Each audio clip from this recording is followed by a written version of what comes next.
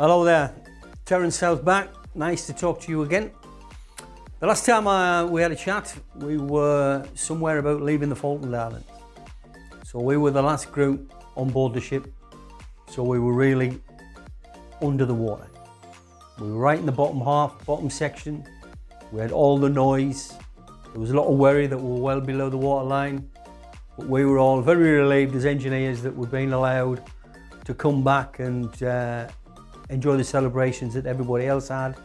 But as we've been involved in not only the fighting, but the engineering side of mine warfare, providing water after the conflict, cleaning up after the conflict, all these unexploded devices and clearing houses, we deserved our place. But we managed to get back, although it wasn't the first choice of some seniors. So we had a tremendous welcome back into Southampton. Absolutely beautiful. Everybody welcomed you, everybody was nice, the streets were lined with people, and it was fantastic. You were on a real high. So we get back to camp, and some guys are pulled out. And I got pulled out, and I was like, Terry, there's a guy writing a book. He wants to have a chat with you. It's all right. So goes in, has a chat with this guy. It's all right. What do they call your book? What are you doing? Never said, wouldn't give anything. We don't know yet. And then so there's about 6 or 7 of us from different places. And what we later found was, because we kept pursuing, when's the book, where's my name in lights? It was like, this guy was a shrink. This guy was a psychologist to find out how war affected people, how it affected you, what you'd done. So that was, at the time, it was a bit of a, but after being there and doing a good interview, so you thought, it was a bit of a downer because you weren't in a book. But at the end of the day, it was a good thing for the British Army to think about, well, maybe we should find just a group of blokes who've seen things, done things, to actually process it and see what's there. So that was good. But unfortunately, after the conflicts, and you've got this tightly group of blokes, what ends up happening is you all go away, you've experienced this, you come back, and then the army, in its wisdom, dilutes it all by moving you away back into other regiments, other squadrons, other things, to take the experience and what you've done so it can be used by others. Whereas really, we wanted to keep together as a team because we trusted each other, etc. And all the things that comes with tight family life. And you had friends with this bloke, you'd relied on him, he knew things about you that you didn't want other people to know because you were so tight. And all of a sudden, he's gone. And it was like, my God, he's gone. So you've got that drama. You've got the other drama that people who've had injuries start to return, and it's like, wow, that's massive. You've lost a leg, you've lost a foot. How they're going to help you, what they're going to do for you. And that, in a lot of ways, back in '82, was a great thing because we seen that those that had been injured in the conflict had been looked after. And that's a great thing at the back of your mind when you go into a conflict, in that when I get back, I'm going to get looked after. So that sort of eases your mind for what's going to come in the future. However, it's very different when you leave the military and you don't have that doctor back in who is specialist in these trauma injuries, and you go and you're in another health system like the NHS, the sort of care you need is not necessarily there. So in some ways that's just a consequence of getting old and moving on. But if we go back to getting back and this whole thing being diluted, that young guys come in and it's a case of, well, what do we do? And an awful lot of guys left, other guys wanted out of sort of special forces or commando, para, etc. wanted to, go into a more regular soldiering life.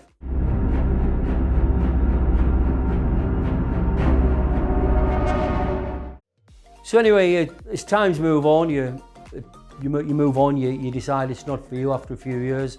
I did another about 3 years, 4 years, and then left. And that's a huge step.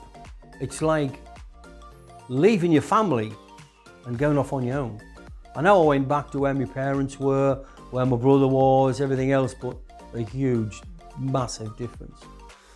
And if we go back to coming back from a conflict, one of the problems with a conflict is you come back and everybody's full of, how are you? Nice to see you. You've lost weight. You're looking well. What was it like? And a lot of people want you to relive it. And that's part of I don't really want to do this. I don't want to, every time I go in a pub, every time I go in a bar, people I haven't seen for years saying, oh, I've seen you in the telly, I've seen you in the paper, and talk about it. It's like, but at the same time, you want to talk about it. But you want to talk about it with the right people. The people who understand what you've done, where you've been, and the consequences around that conflict. So we were given 6 weeks off, which was really good. And after about 10 days, 2 weeks, we were on the phone to each other saying, do you want to go on holiday? Yeah, let's get out of here. So a number of guys I've been in the conflict with, we all got together, walked into a travel agent and said, look, we want to go anywhere now. And the lady in Hayes Travel said, I've never had that happen before. Somebody walked and say, any in the airport now. Anywhere airport, let's go. So we ended up flying out of Manchester Airport, where we went, and we went to Spain. And so he goes to Spain, there's 3 or 4 of us out. We're in this bar, we're all fit, physically strong, fit lads. And believe it or not, the US Navy turned up because they were going down to a conflict which is about to start in Lebanon. And we met them in a bar. There was a bit of a punch-up. Then all of a sudden, they've just come back from the Falklands. Oh, right. We all ended up great friends, you know. And it's camaraderie then between different armies and different soldiers who understand what conflict brings about and what it does to people. But constantly during that holiday, the Falklands came back to us because Spanish-speaking, Argentinian, we were in Spain. And unbeknown to us, a lot of the women who had lost husbands had been given holidays. And they were out there as groups of girls or families.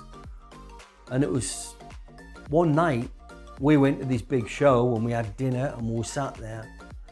And we mentioned there was holes in the tablecloth. And there was a group of holes in the tablecloth. And somebody said, that's a good grouping. Can't let it have been done by an RG, because they can't shoot. And it was a simple thing about a comment about a tablecloth. 3 guys who knew, 4 guys who knew what we were talking about. And we thought the joke was lost. And on the opposite side of the table, there was a woman on a holiday, sponsored by the British Army, who'd lost her husband. And we didn't know that. We just saw her as a woman, la la la, no problem. She'd been talking, she was friendly, and she just broke down. Broke down in pieces. It was like, what's up with her? Oh, get it together, what's wrong, woman? Oh, hey, it's a show, go on. Show's about to start, what you got? And then our friends got together, they rushed her out, and then there was bags, there was coats, there was all sorts lying about. One of the other girls come around saying, do you know what you've done, lads? Look, we've just come back from the Falklands. Have you? Yes. Ah, well, she lost her husband. Ruined the holiday. Ruined the holiday. Somebody said something, wrong time, wrong place. We were devastated. Not with that, this had happened. And then all of a sudden at breakfast, there's the woman sat there again. It's like, my God. Went across, apologised to our friends. We didn't talk to her directly and said, look, we're just very sorry for what's happened. It wasn't intentional. It wasn't, and it was like, yeah, she's got to learn to live and get over it and the rest of it. But you'll find later on in life, and it just happens, even with myself, somebody will say something and it's like, yeah, yes. And you've just got to take stock of what's being said and just let it go. But anyway, you end up with this brotherhood group, and I think this is why now in the UK we have so many reunions and breakfast clubs, where people now nowadays in the British Army have actually seen conflict. So they need that camaraderie, they need that bond, and it actually helps you get on with life outside, because you've got these people around you who know what the conflict was about, you fully understand what you're talking about, and you can go away and say, I'll get that off my chest. And then you didn't realise you had a problem until you spoke to somebody. But the thing is, you then find that you all need each other because you all talk the same language. So these reunions for some people are like, not for me, but for a lot of blokes, you really should go and you should attend and you should keep contact with these guys, because if you don't need them, then they may need you. And I'll take it for instance, is about 4 years ago, we had, I'll call him the Scottish guy. He was short, probably big enough to be a jockey. And he was the bravest man I've ever met. He didn't have a chest big enough to put all his medals on. They were in 2 or 3 rows, they were huge.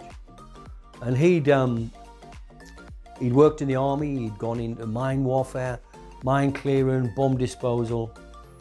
But for him, it had become like a drug, something he got off on, and he enjoyed it. He enjoyed that fighting the unknown. And that's a difficult thing. And it's sort of 50 plus years of age. And he'd gone to the Falklands at 18 and a half. He was still mine warfare, unexploded bombs. And when he left the army, it was a case of, what's this guy going to do with all this technology, all these safety procedures in his head?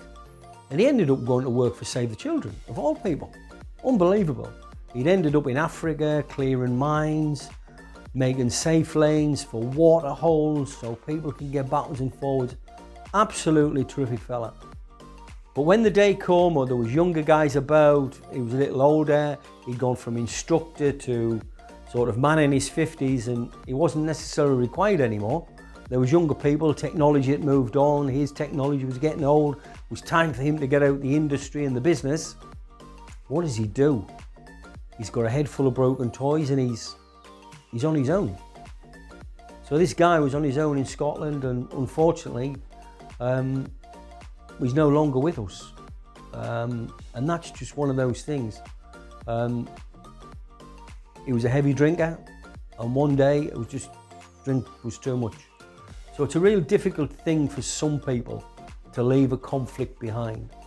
And I say it's like a drug, and it is. Some people just thrive on it, and they want that drug fed.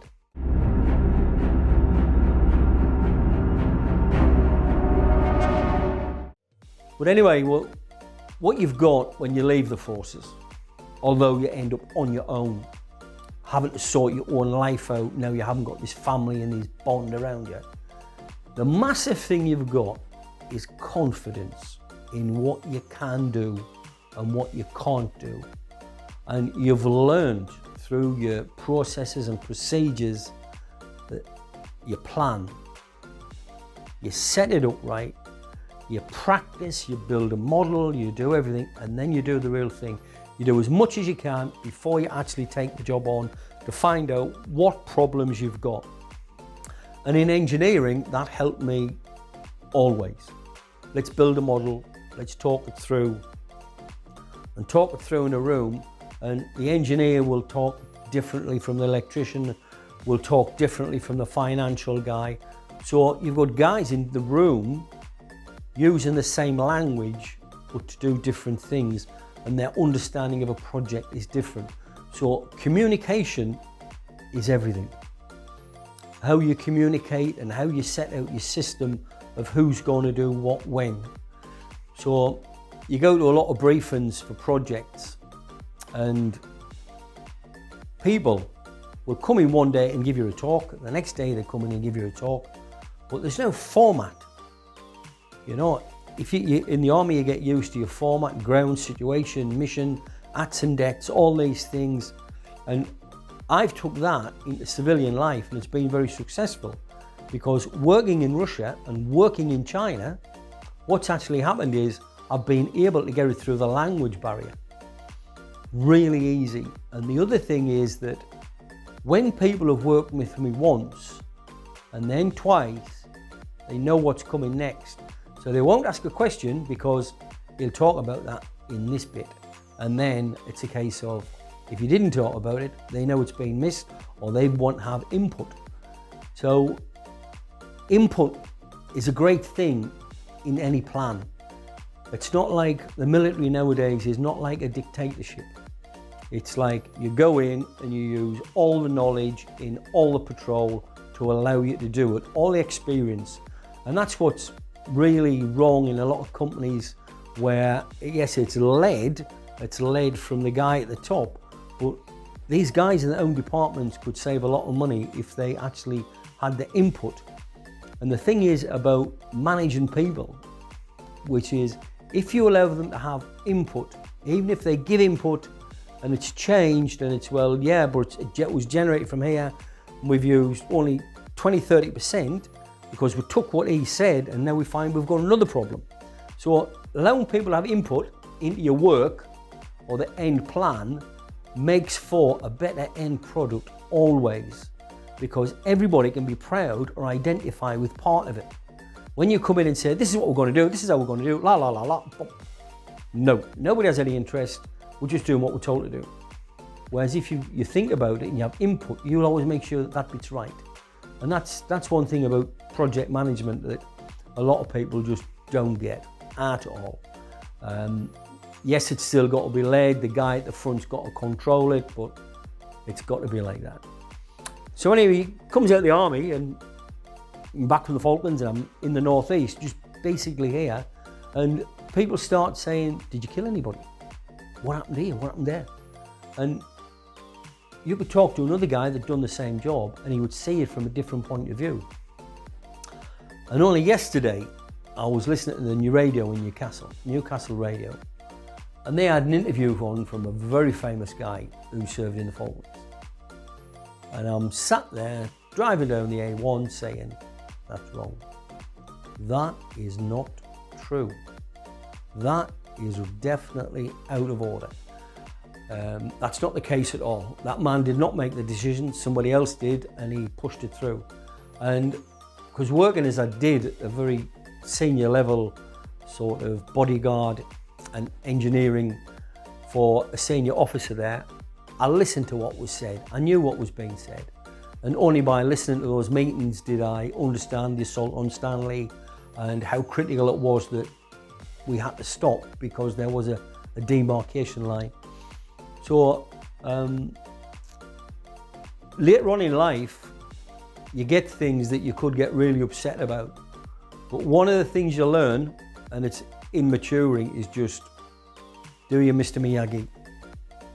Absorb it, put it in a box, put it there, and when the time's right, get it out. Otherwise, you'll end up with a head full of problems. You've got to be able to, in later life, when you do have a problem, say, right, let's understand the facts, put it away, and let's get it out at the right time, because there is a time to sort problems out, and you've just got to make sure you do that, because to fund the radio station up would have ended up in a conflicting argument, reducing everybody's credibility. The radio station putting it on, the man for saying it, and that's not the way it is. You've got to do things in a very controlled manner. So we've spoke about now about leadership, and you understand now that when you're training, when you're working together, you should all be really trying to have input. And the great thing about a good leader is he asks for it, you know. And what I'm trying to do now is say that you've got to learn, and you learn by experience. And experience, you make mistakes.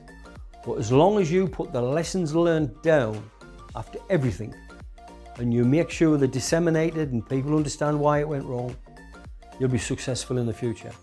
Don't forget where you've been. Everybody was a starter one day. So anyway, thank you for listening. I'll see you again shortly, and this time we'll move to China. Thank you.